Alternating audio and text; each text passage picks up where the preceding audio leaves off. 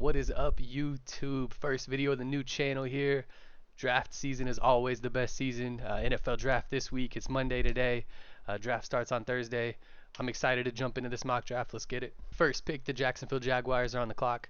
As of this morning, it sounds like the favorite, the betting odds in Vegas, is that Trayvon Walker will be the #1 pick. I could see it with the versatility. Aiden Hutchinson may be a safer prospect, but guys are looking for ceilings, guys are looking for tools, guys are looking for freak athletes. We're gonna go ahead and go Trayvon Walker here out of Georgia for the Jacksonville Jaguars. The Lions are now on the clock with #2. I think a lot of people are kind of wanting to throw the idea of Malik Willis here. Um, the Lions need a lot of things, not just quarterback. I'm not 100% sold on Malik Willis. So for me personally, I think you continue to build the trenches. Last year they took Sewell. Let's go ahead and get him a defensive end, get him a guy on the defensive side so they can build that offense and defensive lineup. Maybe next year we'll grab a quarterback, but this year for the Lions I'm going Aiden Hutchinson #2. And that brings the Houston Texans up #3. Texans need a lot also. I think there's one guy on the board here that really jumps out to me. It's Kayvon Thibodeau, arguably the best player in the class. That gives us 3 defensive ends back to back. Maybe the Texans can kind of get back to replacing what they lost with J.J. Watt when he left the building. Jets at #4 is an interesting pick. I know there's some rumors out that they could be trading the 10th pick. As early as a couple days ago, they've talked about trading #10 for Deebo Samuel. They would be down for that. Don't know if the 49ers are. The focus obviously should be to continue building around their young quarterback. Let's continue to build around Zach Wilson. I know they drafted some linemen last year, but we want to go ahead and get them another guy here. The 4th pick, I'm going to say the Jets are going to go ahead and take offensive tackle Evan Neal. I think he's played some left and right side at his time at Alabama, so it should be easy to jump in there, day 1 starter for the Jets, and improve their offensive line in front of Zach Wilson. Giants are another interesting pick. I love that they have 5 and 7. There's potential for some movement there, whether they want to go up in the draft, whether they want to go down. We're not doing any trades or anything like that. So for the 5th pick, I am going to have the Giants also building their offensive lineup. We're going to go ahead and grab Akeem Ekwonu. The Panthers at #6, another interesting one. Could they be looking for a quarterback? Who really knows? One of the things that I know about Matt Rule is he wants to build up that great defense. I know they drafted J.C. Horn last year. I'm going to go ahead and give him another corner, though, to pair right along with him. Let's go ahead and get Sauce Gardner in there for the Panthers. Giants are back on the clock at 7. We took a tackle with the pick at 5. For me, I think kind of the next best player available is let's get an edge rusher. Got the offensive tackle. The offensive line should be better. Let's go ahead and get him an edge rusher on defense. Let's get him Jeremiah Johnson, Florida State.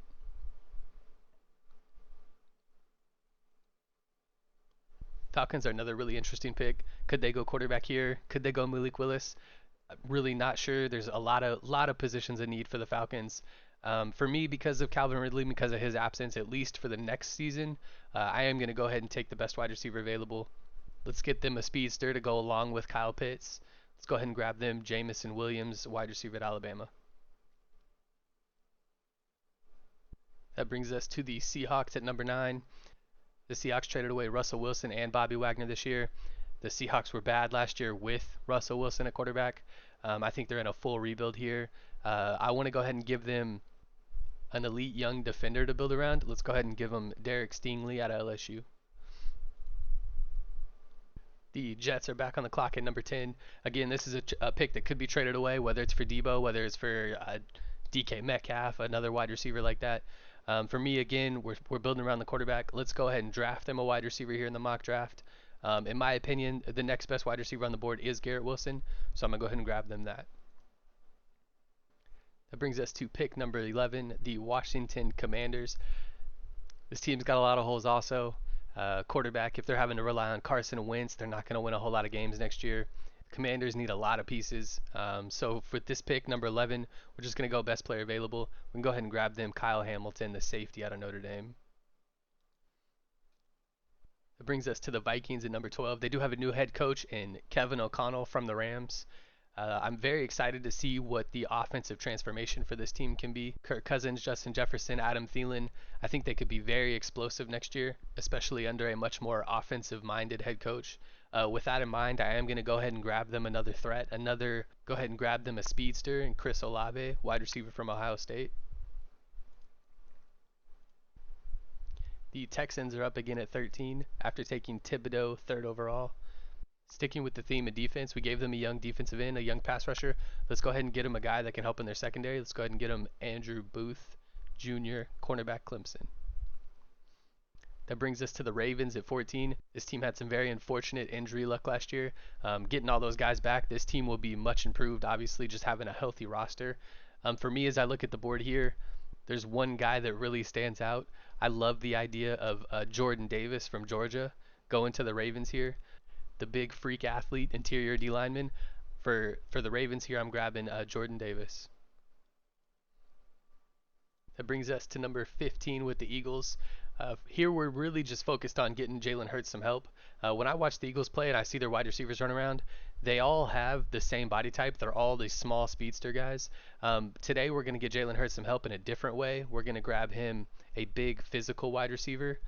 At number 15, we're going to go Drake London out of USC. That brings us to the Saints at 16. Regardless of what you think about their quarterback situation, they do need to have weapons and be able to protect him. Teron Armstead just walked out. We got to go ahead and replace him. Let's go ahead and grab the best tackle available in Charles Cross out of Mississippi State. That brings us to pick number 17 with the Chargers. Let's continue the theme of building around young quarterbacks. I think the Chargers have done a good job so far. Let's go ahead and grab them another offensive lineman. A bit more of a project, maybe not a day one starter, but a huge athlete in Trevor Penning out of Northern Iowa. Eagles are back on the clock at 18 after taking Drake London with the 15th pick. Let's go ahead and get this some edge help. Let's look at David Ojabo, Michigan defensive end. Saints are back on the clock at 19 after taking Charles Cross to help protect Jameis Winston. Let's go ahead and get Jameis a weapon. Let's go ahead and go Jashawn Dotson, wide receiver, Penn State. Steelers are up at 20. Big Ben's retired. They brought in Mitch Trubisky to be their quarterback. I think this team is going to have to rely on Najee Harris a lot going forward. So let's go ahead and get them an offensive lineman to continue to shore up and make that ground game as potent as possible. Let's go ahead and grab them Kenyon Green from A&M. Patriots are up at 21. Patriots were very busy in free agency. So for me, it's really, what pick could this team make to really take them over the top, push them over the edge? Let's get Bill Belichick another chess piece here that he can use. Let's go ahead and grab a very athletic linebacker, Nakobe Dean out of Georgia. Packers are up at 22. I know what everybody's thinking. Let's get Aaron Rodgers some weapons. They do have 2 picks in the first round here. I honestly wouldn't even mind if they went wide receiver, both the 22nd and the 28th pick. But let's go ahead and get them a wide receiver at 22. Let's take Treylon Burks out of Arkansas. Arizona Cardinals on the clock at 23. Kyler Murray still in the building as far as I know. Let's continue to shore up the offensive line in front of him. Let's go ahead and take Tyler Linderbaum out of Iowa. That brings us to the Cowboys at 24. The Cowboys rarely ever address the safety position, but I think where they're picking right now and who's left on the board for me, I think it would be hard to pass on Daxton Hill out of Michigan.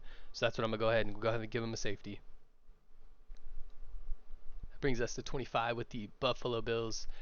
This team is a legit contender, very close, wire to wire with the Chiefs there. We're thinking luxury here. How do we get Josh Allen and the Bills another playmaker, another guy who could really take this offense to the next level and is a position in need? In my opinion, my favorite running back in the draft is Kenneth Walker III out of Michigan State. Let's go ahead and grab him. I think he adds a dynamic element to the Bills offense.